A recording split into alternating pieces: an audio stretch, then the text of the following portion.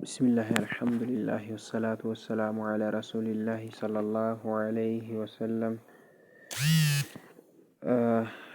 خذ عقيدتك لشيخ محمد بن جميل زين رحمة الله رحمة واسعة. هي يوم درسنا الشرك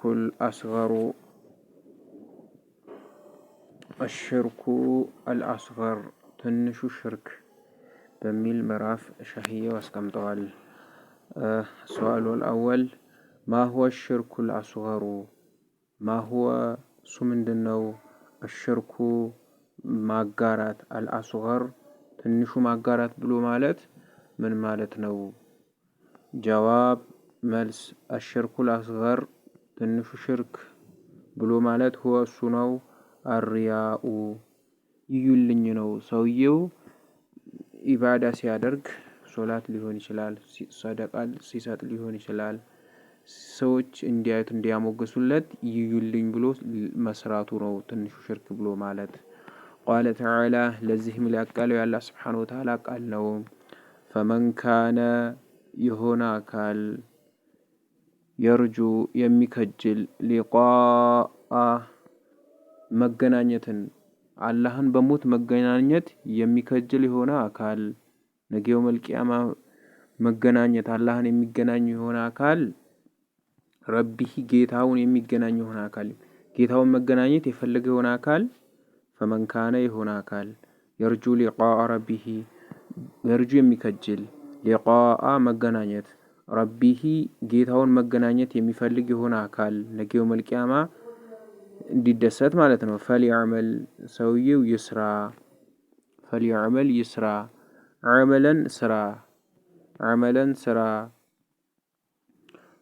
ሷሊሐን ጥርት ያለ ከዩልኝ ከይስሙልኝ ጥርት ያለ የሆነ ስራ ይስራ። ሷሊሐን ጥርት ያለ ከዩልኝ ከይስሙልኝ ከሽርክ ጥርት ያለ የሆነ ስራ። ስለዚህ ወላ ዩሽሪክ አያጋራ ቢዒባደቲ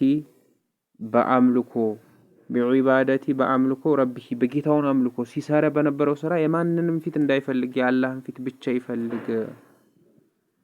አሐዳ ቢዒባደቲ ረቢህ በጌታው አምልኮ በዒባዳ ሲያደርግ አሐደን ያንድንም ፊት ያንድንም ሙገሳ እንዳይፈልግ። ፈመን ካነ የርጁ ሊቃአ ረቢህ ፈልየዕመል ዐመለን ሷሊሐን ወላ ዩሽሪክ ቢዒባደቲ ረቢህ አሐዳ። ሱረቱል ካህፍ ነው።